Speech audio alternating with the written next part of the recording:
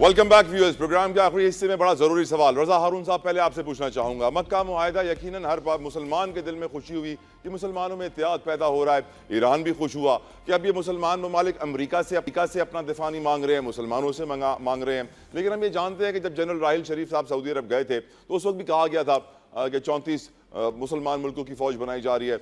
मुस्लिम countries का ये बड़ा पुराना ख्वाब है कि हमारी भी नेटो की तरह फ़ौज हो। अब ये बनने जा रही है, बड़ा अच्छा इकदाम है। आपका इसके ऊपर नज़रिया? और बहुत सारे लोग ये भी कहते हैं रज़ा हारून साहब कि शहीद जुल्फ़िकार अली भुट्टो की याद ताज़ा हो गई। वो भी मुसलमानों की जो तारीख साज OIC थी जिसके बाद सबको एक एक करके शहीद किया गया, वो दिन याद आ रहे हैं। आपकी बात, आपका नज़रिया रज़ा हारून साहब?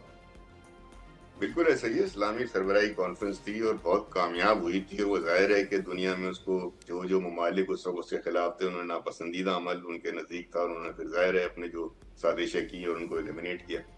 लेकिन ये जो अभी खबर आई है ये बहुत ही ज़्यादा जो है वो हमारे लिए खुशाइंद है और ये इस बात की तरफ एक कदम है कि मुस्लिम ममालिक जो है वो आपस में दिफाई मामलात में, खारजा मामलात में अब एक जगह जमा हो रहे हैं। एक आपको मुस्लिम दुनिया के अंदर जो है वो एक यूनियन कायम होती नजर आ रही है। ये तो बड़ी खुशाइंद बात है, इससे तो इनकार किया ही नहीं जा सकता। अब इसमें आप देखिएगा कि हम अभी खबरें सुन रहे हैं कि इसमें इजिप्ट का भी जो है वो शामिल हो जाने का इरादा है। और इस तरीके से फिर जो जंग अजीम दोयम के बाद जो मिडिल ईस्ट में एक टर्मोइल क्रिएट किया गया था, हम सब जानते हैं क्या हुआ था। उस टर्मोइल के जरिए जो है बाउंड्रीज खींची गई और उस रीजन को जो है वो डिस्टर्ब किया गया। वक्त है रज़ा भाई, सो सॉरी, अगर इजाज़त दे मैं आगे बढ़ूँ सर, आपकी इजाज़त। Thank you sir. Naeem Qureshi साहब, आपका नज़रिया मक्का मुआहिदे पर, और क्या आपको लगता है ये जो ताकतें जोड़ रही हैं एक दूसरे के साथ, ये गज़ा को इंसाफ दिलवा पाएंगी? नईम कुरैशी साहब। जी देखिए, सूरत हाल ये है कि इस मामले में तुर्क वजीर खारजा का जो बयान है वो बड़ा अहम है। एक तो उन्होंने बड़ी अहम बात कही कि ये इत्तेहाद किसी के खिलाफ नहीं है। उनसे स्पेसिफिकली ये सवाल किया गया कि क्या ये ईरान, और पाकिस्तान ने भी ये बयान दिया सर, डार साहब ने। जी बिल्कुल, उन्होंने कहा कि ईरान के खिलाफ नहीं है, बल्कि किसी भी मुल्क के खिलाफ नहीं है जब तक कि वो हम पे हमला न करे। दूसरी बात यह है कि उन्होंने ये भी कहा कि सदर अर्दगान जो है उनकी बड़ी ख्वाहिश है कि इसमें दूसरे ममालिक जो है वो शामिल करें। और बड़ी ऑब्वियस सी बात है कि मिस्र जो है वो काफ़ी अरसे से इस फोल्ड में है, तो होपफुली चौथा मुल्क वो हो सकता है और फिर दूसरे ममालिक भी इसमें शामिल होंगे। मुस्लिम उम्मा के लिए ये बहुत खुशाइन बात है।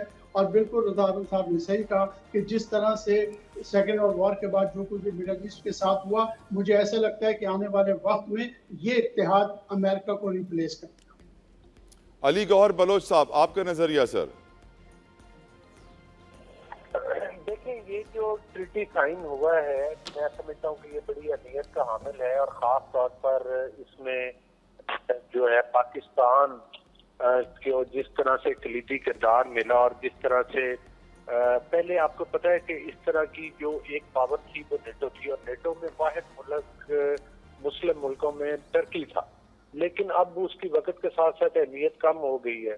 अब जिस तरह से दुनिया के हालात और वाक़यात है, मेरा ख्याल है ये इत्तेहाद जो है वो बड़ी अहमियत का हामिल है और उसमें पाकिस्तान का फर्क। और मैं समझता हूँ कि कई पहलुओं के लिहाज से अगर आप देखें तो जिस तरह से इजराइल हमारे मुल्क के अंदर मुख्तलिफ और हरबों के साथ मुदाखलत करता है, जिस तरह से दहशतगर्दी के वाक़यात मुलव्वस है, जिस तरह की वो लीडर निकालता है, मेरा ख्याल है उसके बारे से भी हवा निकल जाएगी।